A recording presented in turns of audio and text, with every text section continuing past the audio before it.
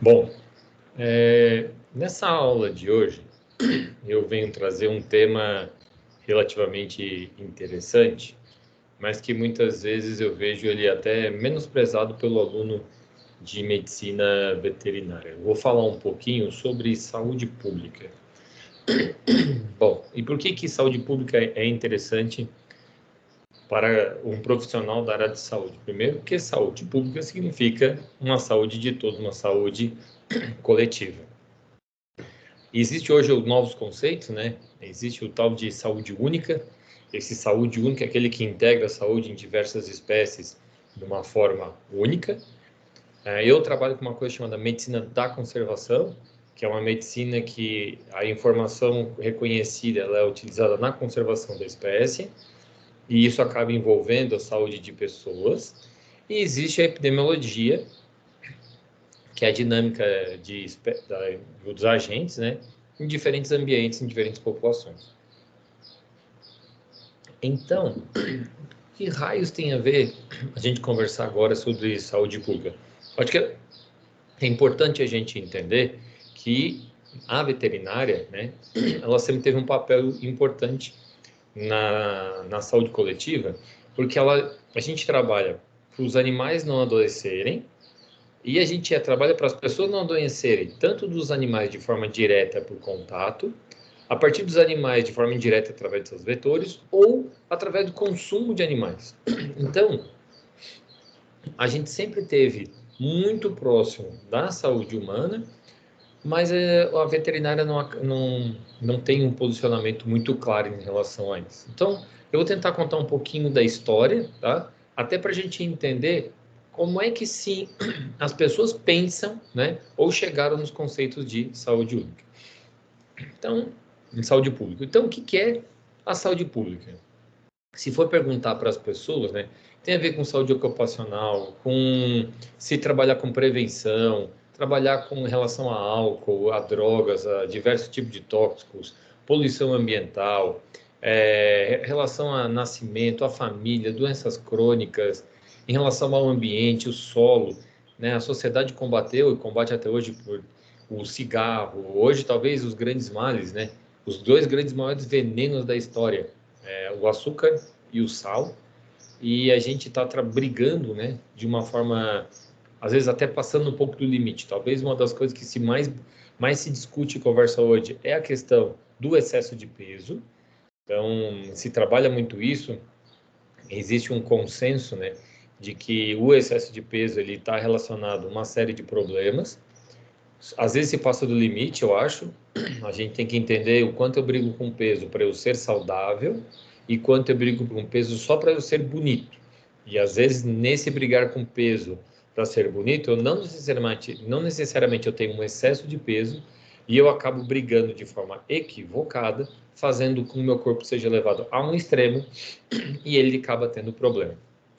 Então, a obesidade, o excesso de peso, ele é um problema, né? Mas eu vejo a forma como as pessoas hoje estão, em questão de sociedade, brigando com balança, brigando em relação à estética, logo, logo vai se transformar talvez até num problema de saúde pública. Mas, né, eu sei que esse é um ponto delicado, é uma discussão que as pessoas hoje em dia não gostam de ter, então a gente deixa um pouco de lado.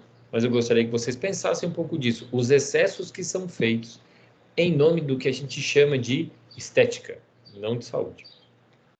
Uma outra questão que foi comentada há pouco tempo, né, é a questão da vacina. Então, a vacina ela vem mudando a história da saúde pública ao longo dos anos. E para quem viveu, né, o Covid, ele trouxe nos últimos tempos uma nova visão do que era saúde pública. E um tempo atrás, a AIDS ela mudou bastante também o que é serviço de saúde pública. E apesar de todas as questões, o erro que eu acho que se encontra muitas vezes é o que é saúde pública e o que é política. Então, a política, ela responde e atua de forma muito importante na saúde pública, mas trabalhar com saúde pública não é política, é uma diretriz de convívio social. Então, quando a gente pensa nos tempos modernos, né, eu vejo hoje dois outros grandes pontos sendo bastante discutidos, né, há muito tempo, que é o câncer, que é uma enfermidade que acomete a população há muito tempo, mas o que mais tem tomado força nos últimos anos talvez seja a questão da saúde mental.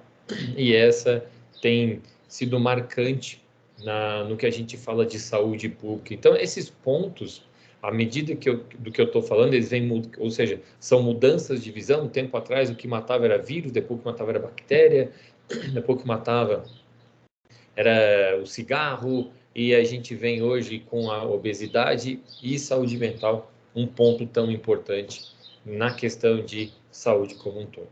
Então, para a Organização Mundial da Saúde, né, a saúde é um estado de completo bem-estar físico, mental e social, e não somente a ausência da doença ou enfermidade. Esse é um conceito de 1948, ou seja, no pós-guerra, né, no pós-Segunda Guerra Mundial, onde a Organização Mundial da Saúde, que é ligada às Nações Unidas, veio com essa completo bem-estar físico, mental e social.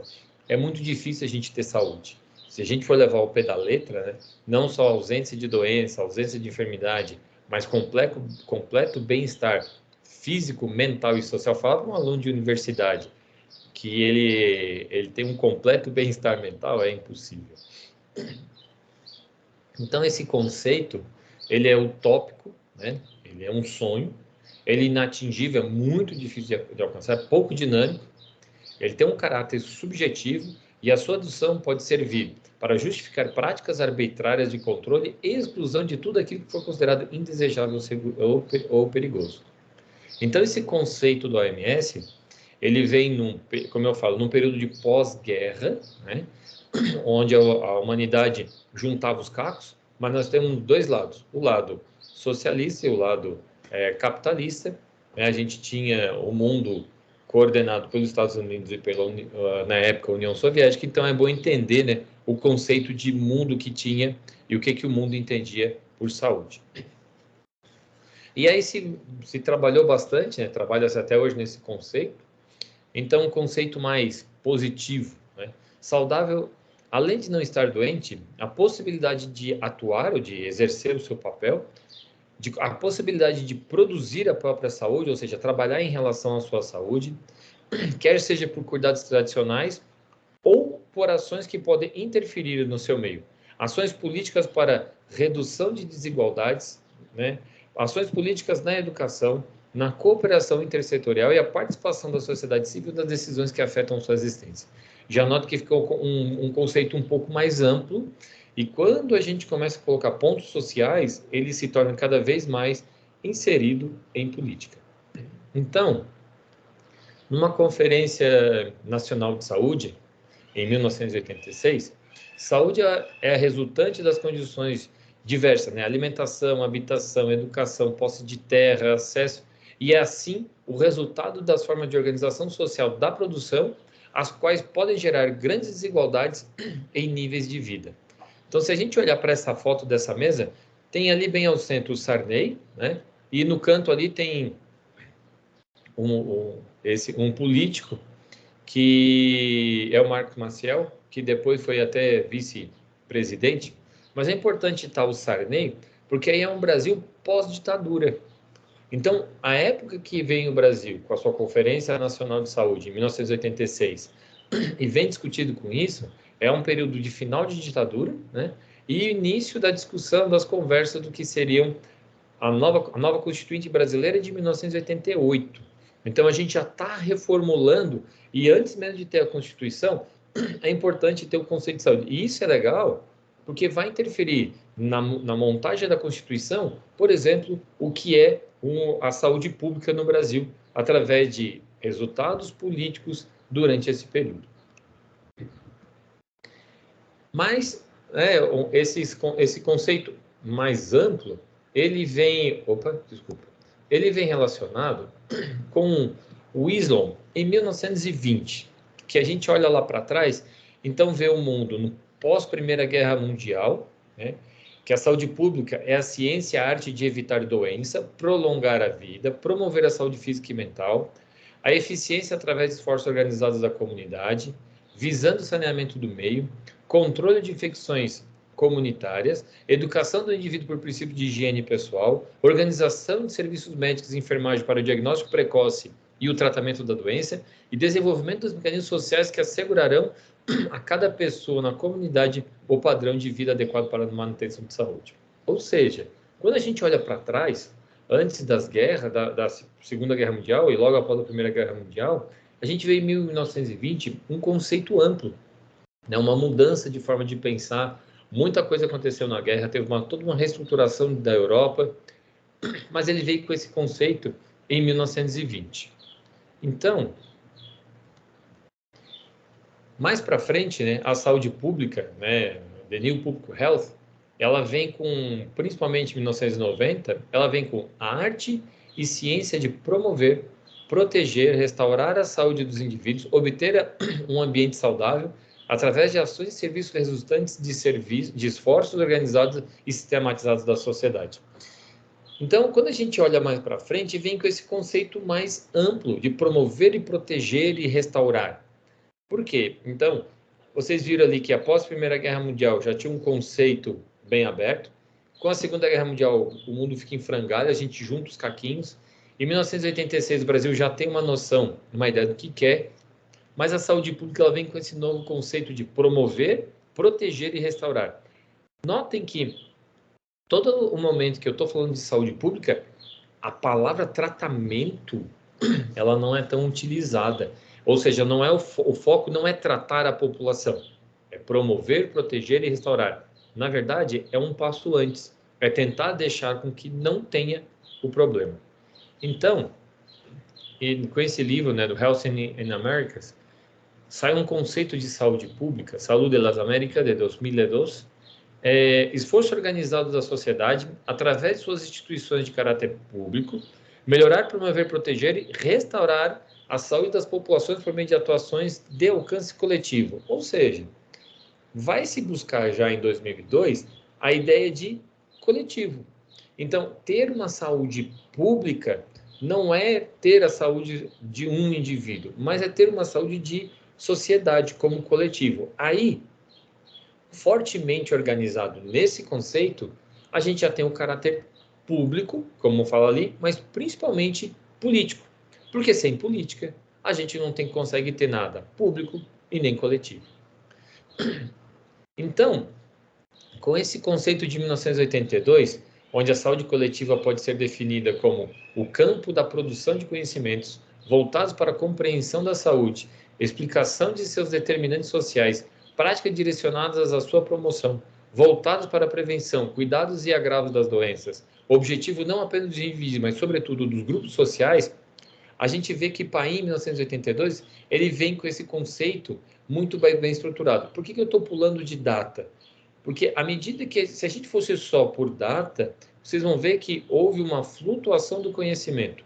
Mas quando a gente vem pelos conceitos, a gente começa a entender que as discussões elas retornam. Então, se tem um entendimento, volta-se a conversar, se usa uma teoria, aquela teoria ela embasa muitas vezes uma decisão política, quando vê que ela não funciona perfeita, se resgata uma teoria, né, publicada anteriormente.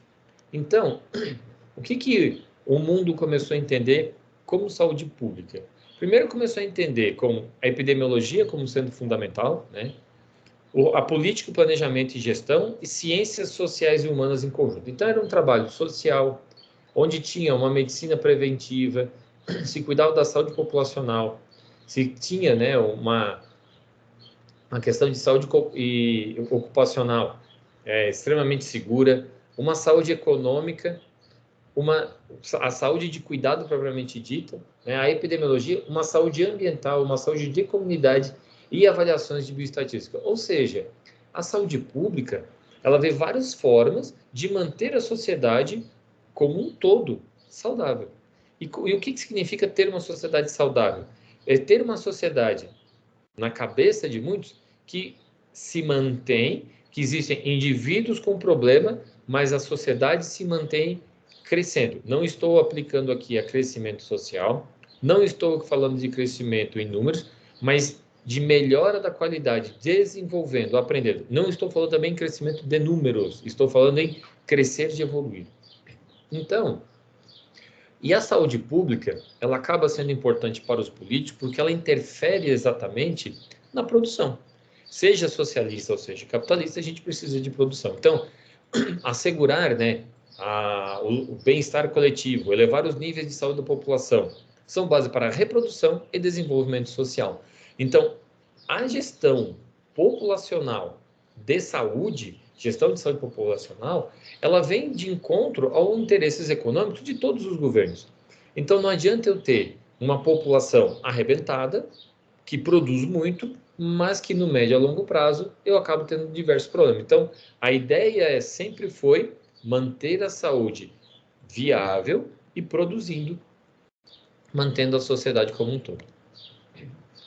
Então, a saúde pública, ela vem, né, numa ideia de responsável pela avaliação dos problemas da saúde da população, uma formulação e implementação de uma resposta para enfrentá-los.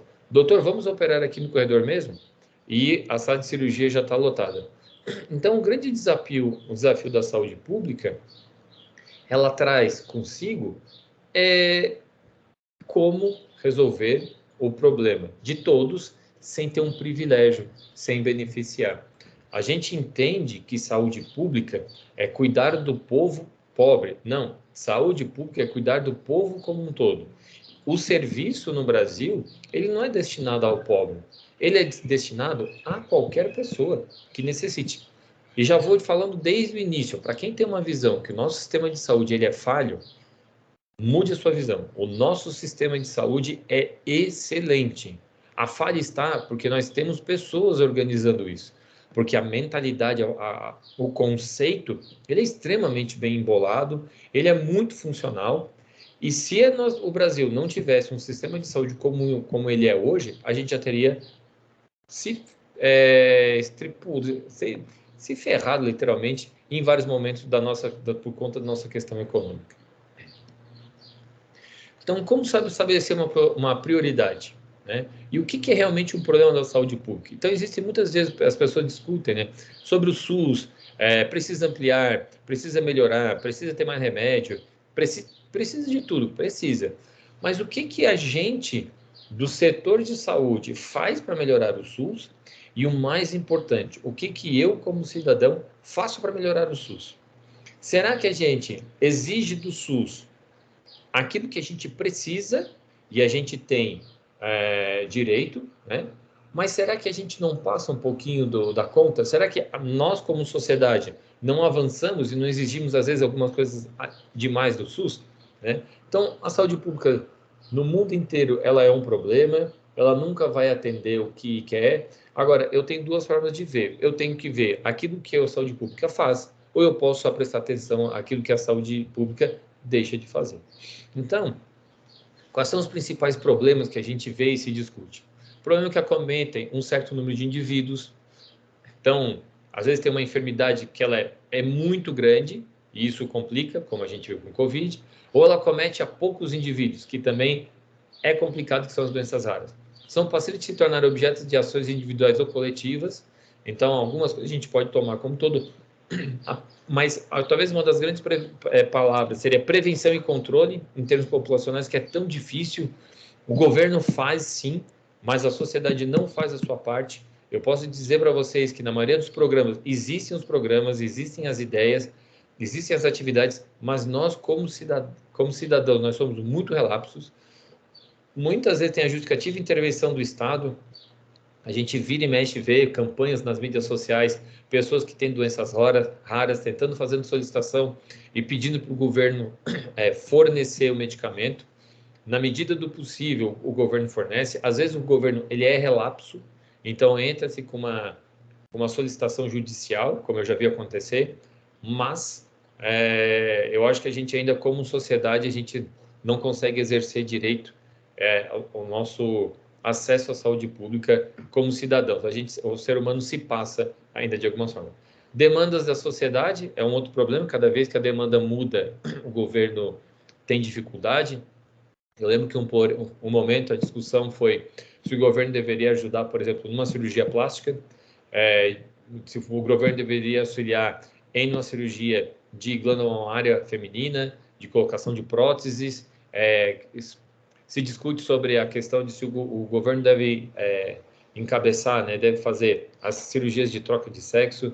Então, existe um monte de coisas que vão mudando ao longo do tempo, as discussões cada vez modificam. A gente tem que conversar e tem que discutir, mas a gente tem que entender até que ponto a gente não está sobrecarregando nosso sistema de saúde. Por quê? Porque a alocação de recursos, colocar dinheiro, gente, é muita grana que se gasta e nós somos mais de 200 milhões de indivíduos vivendo nesse país. Então, a gente tem que tomar muito cuidado. Eu acho que tem que ser discutido, tem que ser colocado, mas não é porque tem que ser discutido e colocado que o governo tem obrigação. A gente tem que discutir para ver a viabilidade de qualquer atividade perante o nosso sistema de saúde pública.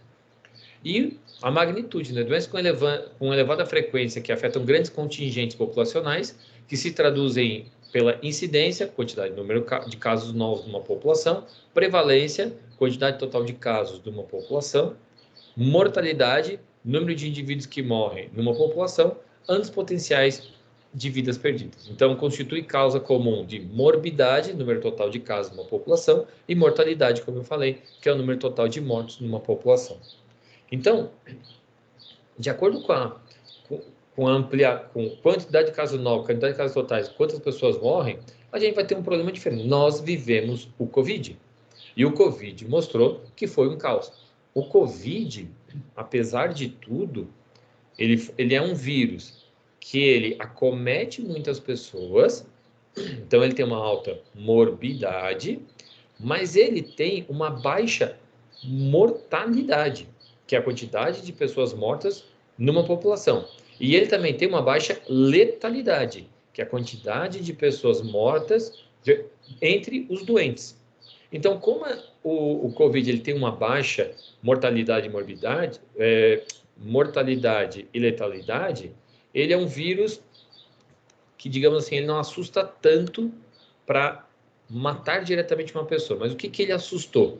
Ele colocou muita gente no hospital, mesmo assustando uma pequena parte da população, como toda a população estava em risco, estava com problema, muitas pessoas morreram, mas nós já tínhamos um sistema de saúde que é sobrecarregado pela quantidade de pacientes afetados e que piorou. Não conseguia atender o que tinha e ainda chegaram muito mais pacientes com Covid.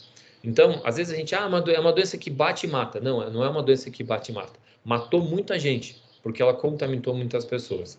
E isso é importante entender, porque o sistema de saúde pública, ele não vai só atender as pessoas que estão morrendo, ele vai atender as pessoas que estão doentes. Então, prevenir as pessoas de ficarem doentes, para não sobrecarregar um sistema que já é sobrecarregado, é extremamente importante e é um papel de sociedade. Qual é a vulnerabilidade desse sistema, né? Doenças e agravos com instrumentos específicos de prevenção. Existem métodos eficazes de prevenção e controle e existem métodos utilizados de forma adequada. Então, trabalhar com a gravidade e o tipo de doença que necessita de alguma atividade específica é muito complicado. Porque às vezes a gente tem doenças raras que, sei lá, 50 mil pessoas podem ficar doentes, mas em 200 milhões de habitantes é um mundo muito pequeno. Então, é difícil ter um treinamento adequado para poder atender, sei lá, 10 mil casos. E se forem 100 casos no mundo ou no Brasil, como é que um sistema de saúde vai estar preparado? Então, isso é muito difícil. Métodos eficazes para prevenção e controle e a utilização desse método. Então, existem várias enfermidades, existem várias doenças que podem ser controladas. Vou dar um exemplo, de novo, em relação ao Covid. Uma das coisas que era discutida é o contato direto. Por isso, se fez uma solicitação para diminuir o contato direto. Quantas pessoas foram para a balada, para a festa, no momento que a gente estava complicado? Então, não trabalhar, eu não vou discutir sobre isso. Ficar em casa retido religiosamente, eu acho que não é a questão de discussão, mas evitar o contato é algo que a ciência pregou. O ficar em casa e não trabalhar foi tratado por uma forma política, e a gente está errado nesse sentido. Tem que se tratar de uma forma científica. Mas naquele momento foi tratado, pelo menos no Brasil, né, que foi o que eu vivi junto com a maioria de vocês. Eu sei que o mundo, cada um teve uma política, mas trabalhou de forma politicamente, de certa forma, até incorreta em alguns momentos. Então, essa vulnerabilidade, ela é muito importante a gente entender. O que transcende, né, o problema da saúde pública? Conjunto de características apresentadas por doenças e agravos, de acordo com a sua apresentação clínica e epidemiológica. Então, algumas enfermidades, elas têm uma grande severidade. E essa grande severidade, ela pode ser interpretada por uma grande quantidade de pessoas que morrem entre os doentes, que é a letalidade. Ela pode ter relação com a grande quantidade de hospitalizações, que foi o caso do Covid. Ou pode ser uma doença que tenha diversas sequelas, como é, por exemplo, da poliomielite. Então, de acordo com a severidade que vai apresentar, ela pode ser um problema na forma de tratar. Ah, não mata muito. Pô, mas botar muita gente no hospital. É problema. Ah, mas não ataca muitas pessoas. Mas quem é cometido é letal, que é o caso da raiva. Se for uma enfermidade de relevância social, a gente passou por um grande problema, uma crise social relacionada ao Covid. Ou se é uma enfermidade que tem relevância econômica, ela vai interferir diretamente na economia. Nós passamos pelos 3 pontos com o Covid. Então, às vezes fica mais fácil, né? A gente brinca que as pessoas entendem a necessidade de se estudar epidemiologia e saúde pública depois que a gente passou pelo grande problema do Covid. Então, a saúde pública, ela envolve a aplicação de conhecimentos, sejam eles médicos ou não, mas eu acho que a gente tem que dar mais valor para o conhecimento técnico, científico.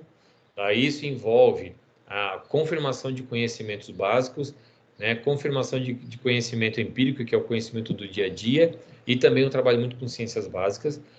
A ideia é organizar o sistema de serviços de saúde.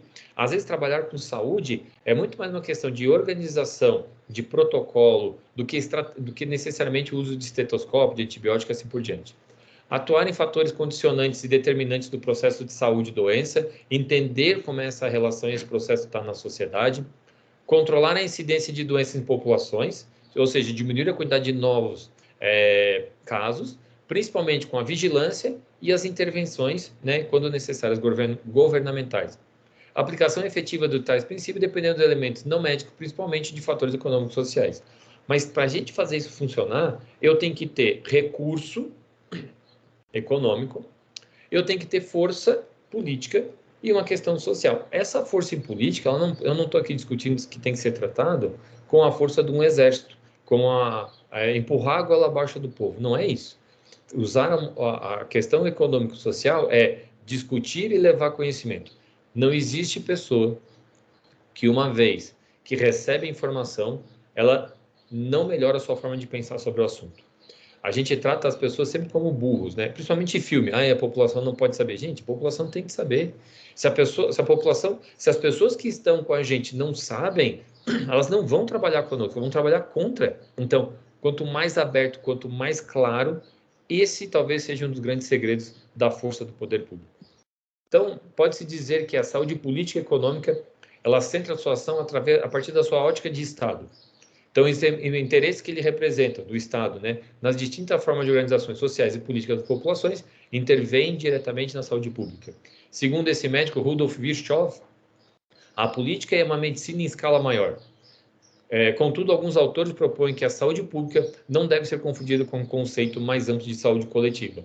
Então, a saúde pública é trabalhar a saúde como um todo, né? Não é entender a saúde coletiva, existe uma parte política, existe uma parte social, existe uma parte da medicina propriamente dita, né? Que nesse caso seria da saúde coletiva, ela é um organizador que tem como papel fundamental lidar com a população como um todo através de uma ótica social, econômica e política. Então, houve uma evolução do conceito, né, ao longo dos anos, que uma das mais citadas definições de saúde pública foi apresentada pelo americano Charles Edward Amory Wilson, que faleceu em 1957. Ele foi fundador do Departamento de Saúde Pública de Yale, somente uma das grandes universidades do mundo. E o que ele fala? A arte e a ciência de prevenir a doença, prolongar a vida, promover a saúde e a eficiência física e mental mediante o esforço organizado da comunidade. abrangendo o saneamento do meio, o controle das infecções, a educação dos indivíduos nos princípios da higiene pessoal, a organização de serviços médicos e de enfermagem para o diagnóstico precoce e pronto tratamento das doenças e o desenvolvimento de uma estrutura social que assegure a cada indivíduo na sociedade um padrão de vida adequado à manutenção da saúde. Uma coisa extremamente complexa, que ela tenta abranger de tudo um pouco, mas ela vem lidando com um conceito geral. Volto a falar, o foco final não é tratamento das pessoas, o foco é manutenção da saúde de uma população. Então, a persistência do uso dessa definição é reforçada pela ampla difusão de definição de saúde da Organização Mundial de Saúde, e essa organização internacional propôs a realização de diversas conferências mundiais de saúde, integrando todos os países com a busca do bem-estar físico, psíquico e social, e não apenas na ausência de doenças. Então, com esses conceitos, é que a gente vê, né, a forma como o mundo vem mudando a sua forma de trabalhar com a questão de saúde pública. Uma sucessão de conceitos e práticas levou, né, segundo o Jair Nilson Paim, um brasileiro, a saúde coletiva latino-americana foi composta a partir da crítica da medicina preventiva, a medicina comunitária, a medicina da família. Desenvolveu-se a partir da medicina social do século XIX e pela saúde pública institucionalizada nos serviços de saúde e academia. Envolve um conjunto de práticas técnicas, ideológicas, políticas e econômicas desenvolvidas no âmbito acadêmico, na organização da saúde, nas instituições de pesquisa vinculadas a diferentes correntes e do pensamento resultante de projetos de reforma em saúde. Eu concordo, a gente tem que ter essa visão ampla, mas às vezes a gente é acadêmico demais. Nós estamos na universidade, eu como professor, muitos como alunos, e a gente acha muitas vezes que essa é a melhor forma de pensar. Não é. Essa é só uma forma de pensar. E essa forma de pensar, ela tem que atingir a comunidade. Se não atingir a comunidade, o conhecimento acadêmico, ele não tem relevância porque ele não vira prático. Então, a gente tem que quebrar essa barreira do mundo acadêmico e ter uma aplicação prática na sociedade. Ainda de acordo com ele, né, ao longo da história da medicina cosmopolita, o campo social da saúde tem sido atravessado por um conjunto de movimentos ideológicos como política, polícia médica, higiene, saúde pública, medicina social preventiva, saúde comunitária, saúde coletiva, medicina de família e diversos outros conceitos que eles acabam envolvendo lutas teórico-paradigmáticas, política, ideológica, com repercussões tanto no campo do saber quanto na prática. Então, muitos desses conceitos, eles vêm mascarados com ideologia. Gente, não dá para trabalhar com saúde através da ideologia. A minha ideia, né, o meu ideal é fazer com que haja uma melhora. Então, dentro do mundo, seja social, seja socialista, seja da política liberal, da política democrática, não importa. Todo mundo pode ter uma forma de melhorar a saúde como um todo. Agora, quando a gente parte do meu embasamento religioso, ideológico, teórico, político, esse é o certo, a gente vai avacalhar com a saúde pública. Então, existe muito uma questão da medicina social, né? Então, identificam-se 3 etapas para a consolidação da medicina social, inclusive como disciplina do curso de formação médica. A polícia médica, especialmente desenvolvida na Alemanha, né, no início do século XVIII, no fim de prover o Estado os índices de saúde da população. A medicina da saúde ou medicina urbana, que tem como objetivo controlar os fatores nocivos à saúde da população urbana, né, relacionado também à associação das grandes epidemias, foi evidenciado na França. E a medicina da força de trabalho, consolidada no sanitarismo inglês, que objetivava manter a sua força de trabalhadora plenamente ampla. Então, a gente vem de uma saúde da polícia médica na Alemanha, da polícia urbana, na medicina urbana da França, principalmente isso num conceito de grandes epidemias, e uma medicina de força de trabalho na Inglaterra vem logo depois de uma revolução industrial. Então, as preocupações, né, nesses momentos, nessas ideias de saúde, principalmente com pandemias, era isolamento dos doentes. Por quê? Num primeiro instante, a saúde ela não tinha antibióticos, ela não tinha tratamento, o tratamento eram chás. Outro ponto era assistência aos pobres. A gente isola os doentes e faz uma assistência aos pobres. Por quê? Porque os ricos conseguiam pagar tratamento, do que tinham, né? Conseguiam pagar. confunde os princípios da caridade e do assistencialismo pregado pelos cristãos e muçulmanos. Então, existe uma mescla, né, do conceito religioso. Então, existe uma discussão, inclusive, nesse momento, se é permitido ou não a remuneração dos serviços médicos. Por quê? A cura, segundo o conhecimento religioso, ela não poderia ser atrelada a dinheiro. Ela tem que ser como uma boa ação. Então, por muito tempo, os médicos, teoricamente, não cobravam. Então, essa assistência médica, ela não tinha retorno. Então, os caras estavam sempre na pindaíba, complicava o tratamento. E por muito tempo também se entendeu que a assistência médica, ela tinha que ser pregada, por exemplo, aos escravos, porque eles eram uma grande força motriz em alguns momentos, e a soldados humanos. Só lembrando aqui, quando eu falo atendimento aos escravos, eu não estou falando exclusivamente do escravo negro, tá? A gente tem que lembrar que houve escravos em várias fases da nossa história, existe até hoje, e esses escravos, eles tinham que ser tratados para poder se manter no trabalho. E uma outra forma, então, de assistência prática pregada começou com os soldados romanos, né? Lá atrás, no Império Romano, e esses precisavam se manter os soldados vivos para eles poderem guerrear. Então, com o passar do tempo, se foi entendendo que precisavam de lugares, né? Normalmente misericordiosos, né? Que faziam esse atendimento gratuito e pregavam segundo a liturgia teológica. E aí se surgiu então as Santas Casas de Misericórdia em Portugal e os hospitais religiosos.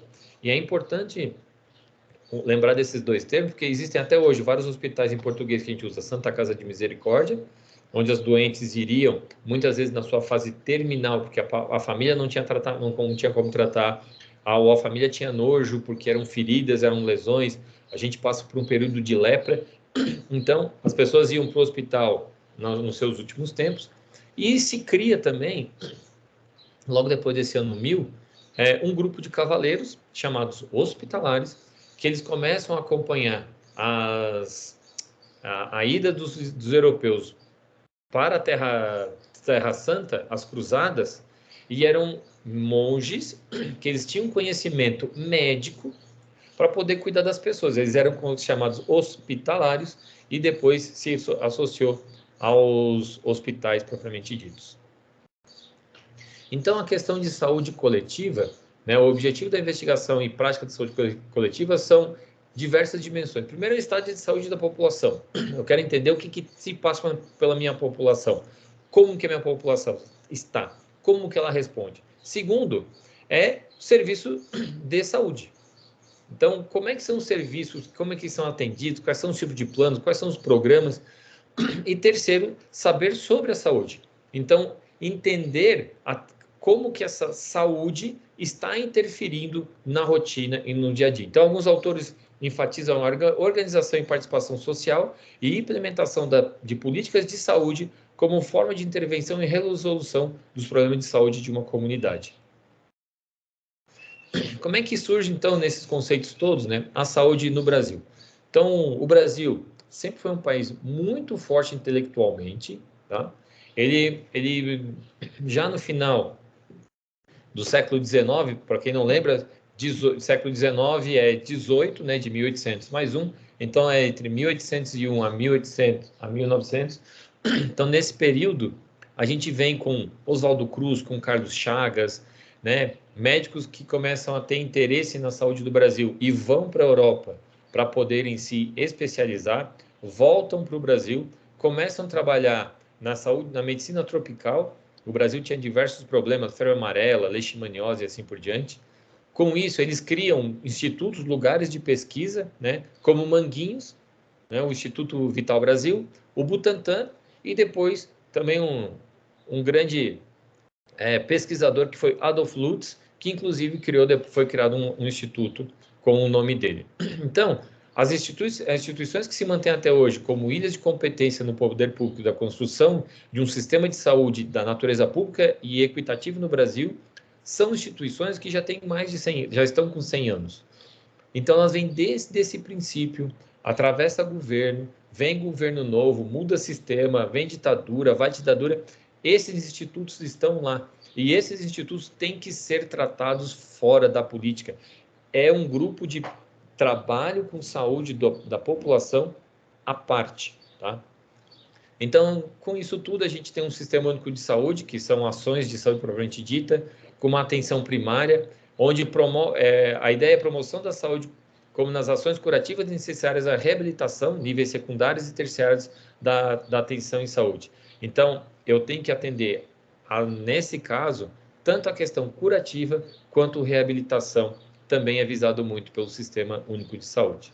Então, a saúde no Brasil, ela não havia nada, considerando que poderia ter sido feito muita coisa na época do Império. Praticamente, na época da colônia, não existia um outro médico que vinha da Europa. Nesse momento, o Brasil tinha pajés, relacionado aos índios, alguma coisa da medicina de jesuítas, e os grupos que a gente chamava de boticários, que nada mais eram viajantes, que tinham lá sua caravana, né? Uma bolsa com chá, com remédio, assim por diante. Então, para vocês terem uma ideia, em 1789, final do século XVIII, o Rio de Janeiro, que era a capital do Brasil, ela tinha tão somente 4 médicos. Isso tudo antes da vinda da família real para o Brasil. Então, as enfermarias, né, eram cuidadas por jesuítas, que é um grupo de religiosos, né? Existia um vazio assistencial grande, porque tinham as santas casas, né, que foram criadas no Brasil, mas não tinha médico de qualidade, não tinha cirurgião, não tinha nada. A primeira Santa Casa criada no Brasil foi criada, alguns autores falam que foi Bahia, outros falam que foi Olinda, mas foi criada por Brás Cubas nesse primeiro momento. E entre as descrições, né, das patologias e medicamentos utilizados no Brasil colônia, se destacam, né, um que o médico chamado Guilherme Piso, ele participou desse relatório, e ele patrocinado pelo Conde Maurício de Nassau, ele administrou a conquista holandesa do Nordeste, e ele começou a entender os primeiros problemas que aconteciam na colônia. Então, nesse momento, o Brasil colônia produz açúcar. Nesse momento, o Brasil colônia, ele passa por uma mudança lá das capitanias hereditárias, mas começa a se formar um pouco do que seriam futuramente alguns estados do litoral. É um lugar onde se vem para extrair ouro, extrair riqueza, extrair madeira. Então, não existia tanto uma preocupação em melhorar a saúde. Para que existia uma casa de misericórdia? Porque tinha os representantes da coroa que vinham para o Brasil e precisavam muitas vezes de atendimento. E por que no Nordeste as primeiras casas? Porque o Nordeste era o nosso grande produtor de cana-de-açúcar. Então, por isso que começou por lá essa estruturação da saúde. Depois de uma grande catalogação, começou a se entender que o Brasil era muito bom com diversas plantas medicinais, né? Então, se comparava algumas ervas com algumas plantas que já se conhecia na Europa, e com isso começou a se entender bem. Mas, a partir de 1908, estoura a Revolução Francesa. Tem a Revolução Francesa, Napoleão toma o poder, Napoleão começa a invadir toda a Europa. Quando o Napoleão ameaça invadir Portugal, a família real portuguesa, em 1808, sai de Portugal e vem para o Brasil. Quando a família Portugal vem para o Brasil, ele traz a corte. O que é? É aquele bando de gente que vive em volta, conselheiros e um monte de puxa-saco, e o povo rico. Então, quando vem para o Brasil e instala, né, a sede do Império Português no Rio de Janeiro, aí a vaca foi para o brejo. Por quê?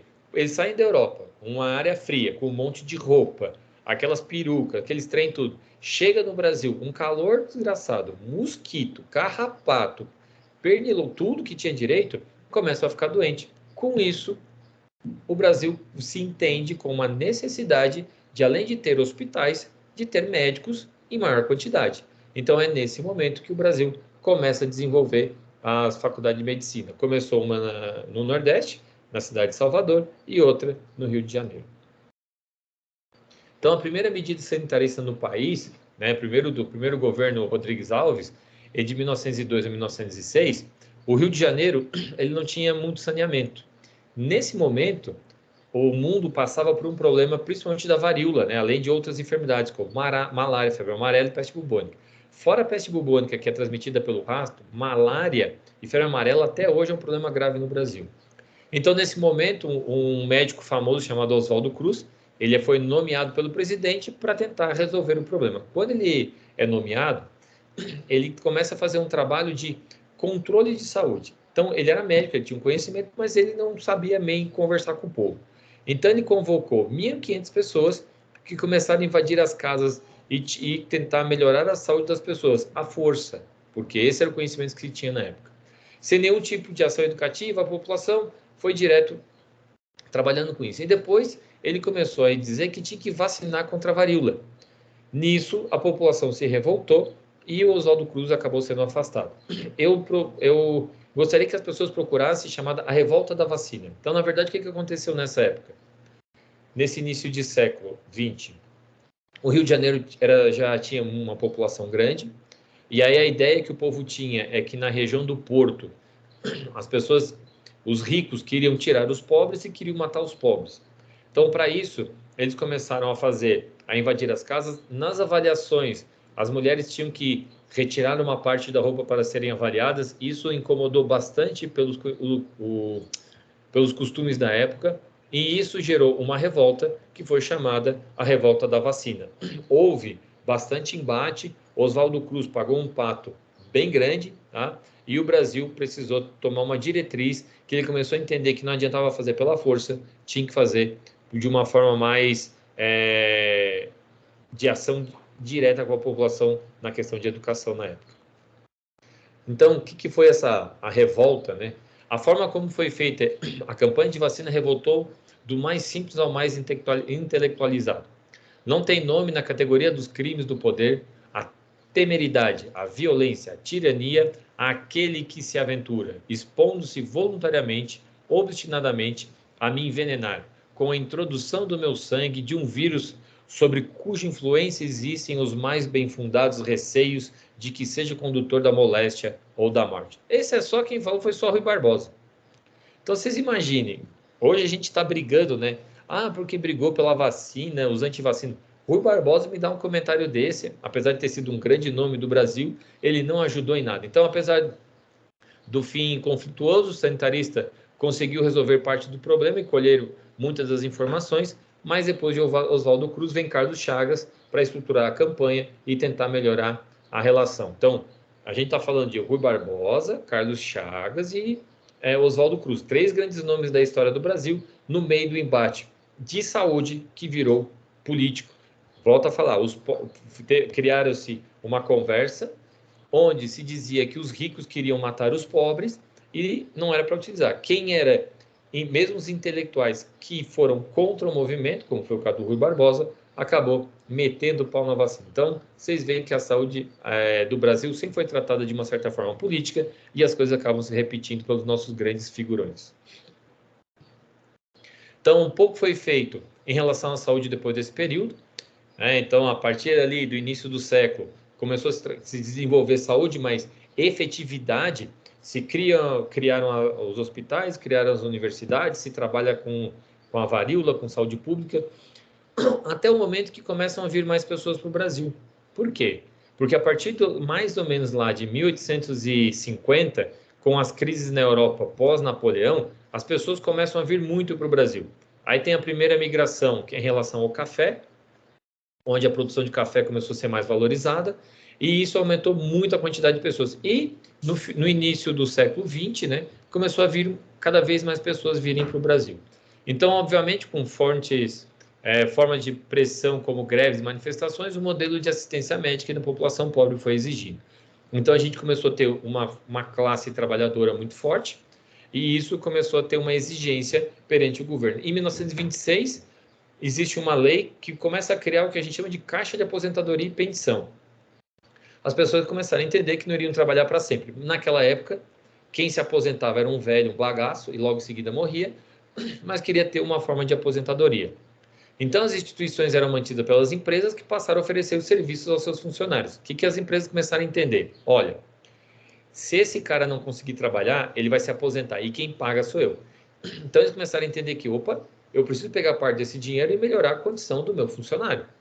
E um dos primeiros grupos a se organizar eram os ferroviários. Por quê? Porque o Brasil, nesse momento, era extremamente dependente do transporte ferroviário.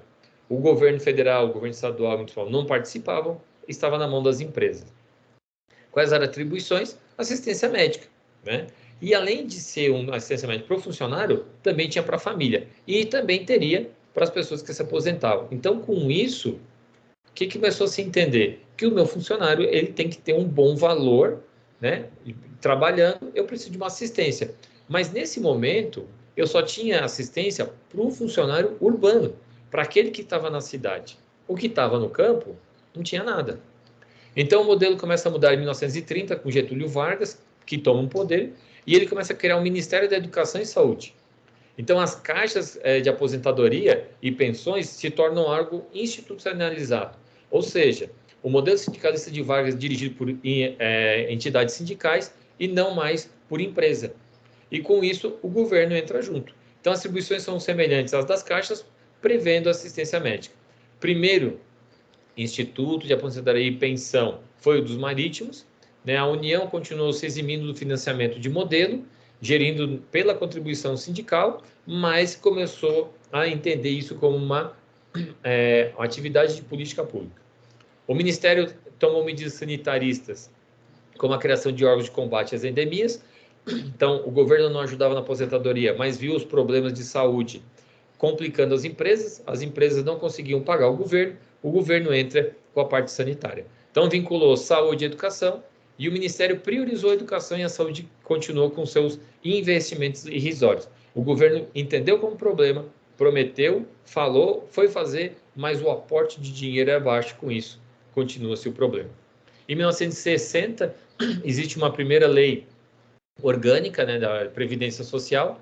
Então, o que eram os IAPs, né, de aposentadoria e pensão, em um regime único que todos os trabalhadores teriam que ter esse programa. Então, se consolida a CLT.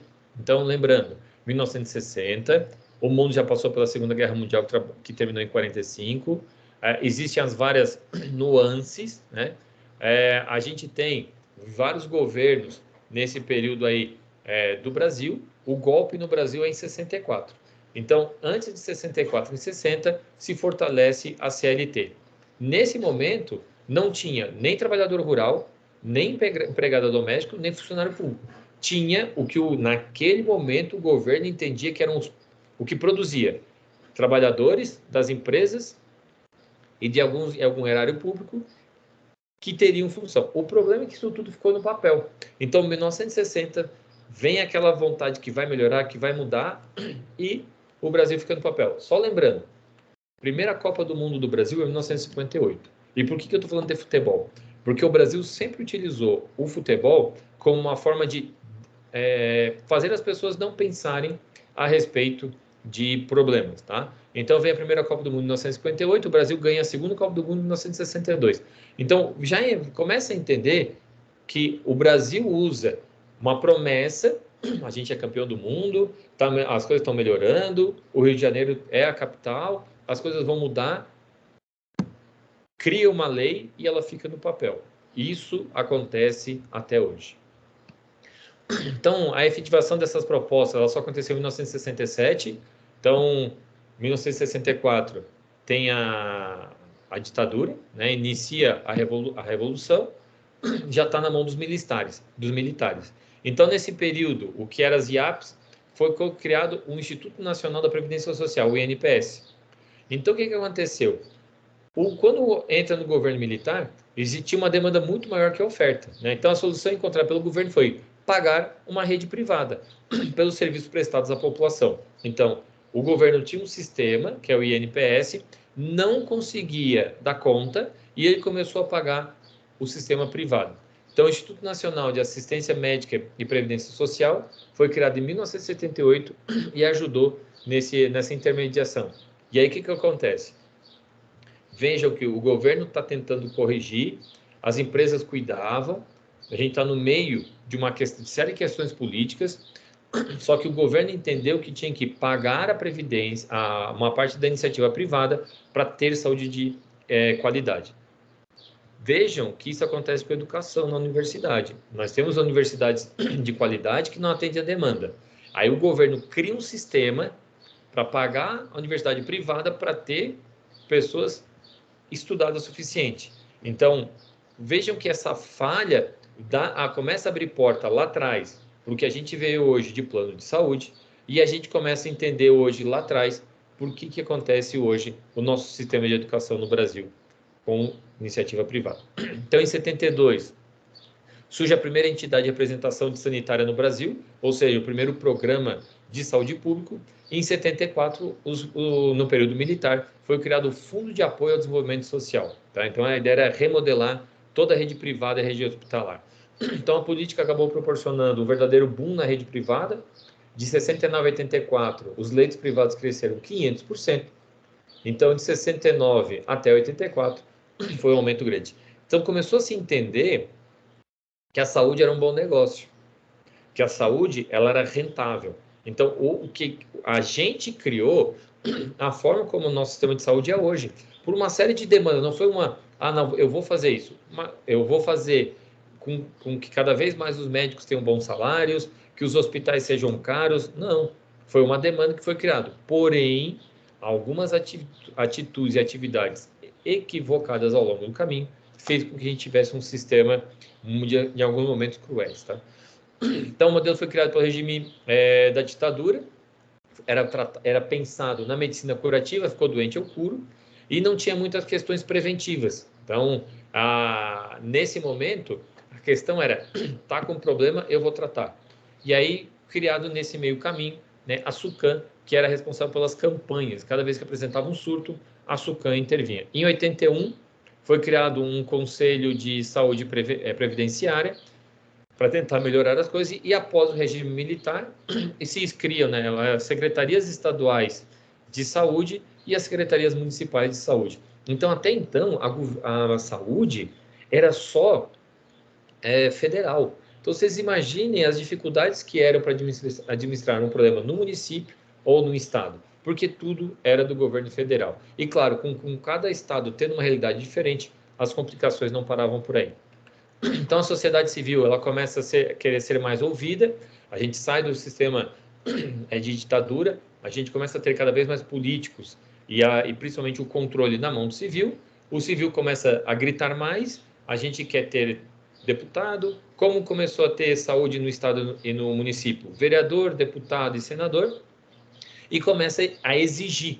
Então, o sistema privado de saúde que havia se beneficiado da política anterior teve que arranjar uma alternativa, porque basicamente o sistema público estava sendo sucateado para o privado ser beneficiado. É nesse período que se cria e fortalece, então, um sistema de atenção médico suplementar, e aí, ao invés de eu ter só um hospital público, se criam os convênios, que é essa ideia de eu pago aos pouquinhos para eu ter um programa de saúde melhor.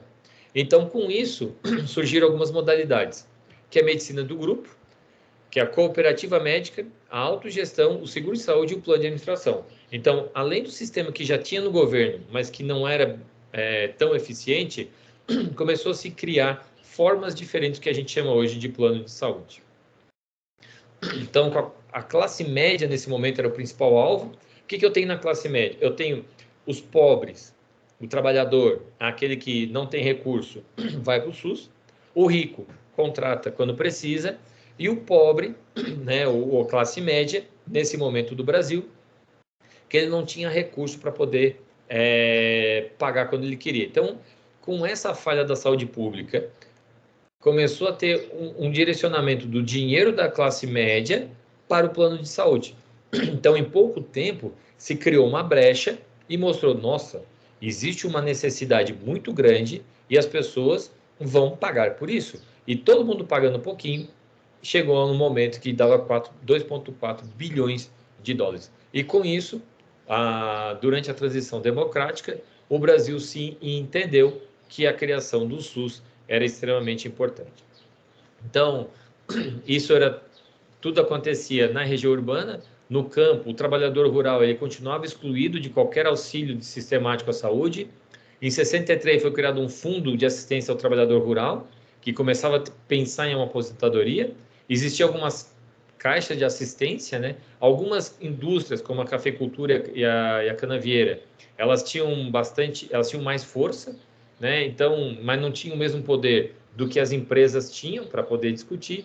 E a mobilização no interior ela começou a enfraquecer porque ela não tinha tanta articulação e não tinha tanto poder econômico. Então, com isso, foi criada a saúde pública no Brasil.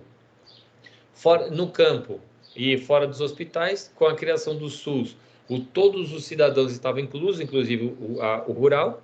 Então, a grande dificuldade é pegar o trabalhador rural e trazer até um centro urbano. Esse era um grande desafio, porque o Brasil era muito grande, tinha poucos lugares com hospitais, com centros do SUS, e aí começou a se pensar, então, na regionalização. Então, quebrar a estrutura que era muito centrada no Rio de Janeiro para tentar espalhar. E esse modelo, né, a população, de acordo com as suas características, começou a ter diferentes exigências. Então, tanto quilombola quanto indígena começou a ter uma exigência principal. Também porque existia um sistema de saúde um pouco diferente, com pagelança e assim por diante. Então, os princípios fundamentais e diretrizes do SUS, eles são criados pelo modelo de atenção dos médicos de pé descalço que foi desenvolvido na República Popular da China. Então, os princípios fundamentais, as diretrizes, as atribuições, competências do governo, a diretriz operacional e a forma de custeio virou uma lei. Então, a gente tem que entender que, como o SUS ele é organizado e ele é atrelado ao governo, eu preciso de uma lei que o regimenta. Então, essa organização, esse modelo, ele vem através de leis, e depois a gente começa a ter, para atualizar algumas portarias, até o momento que vira o sistema que nós temos hoje. E, claro, que está em franca evolução sempre, porque temos dinâmicas diferentes. Como eu falei, nós tivemos um problema uma vez com AIDS, nós tivemos problema com dengue, com febre amarela, com Covid, e cada fase a gente tem uma atualização. Então, os princípios de atenção à primária, atenção primária à saúde, a Política Nacional de Atenção Básica, normas e diretrizes, elas foram sendo modeladas até os dias de hoje. Então, o que eu queria trazer com vocês nessa parte de saúde pública, para vocês entenderem, para resumir, o Brasil ele foi criado como uma colônia, né, de Portugal, não tinha no primeiro momento nenhum a necessidade de se pensar em saúde, porque pegava qualquer pessoa e jogava aqui. Começou com um pouco de trabalho de saúde, de hospital, principalmente pelo Nordeste, onde tinha uma concentração de pessoas ricas, o pobre que se lascasse. O Brasil não vem melhorando muito.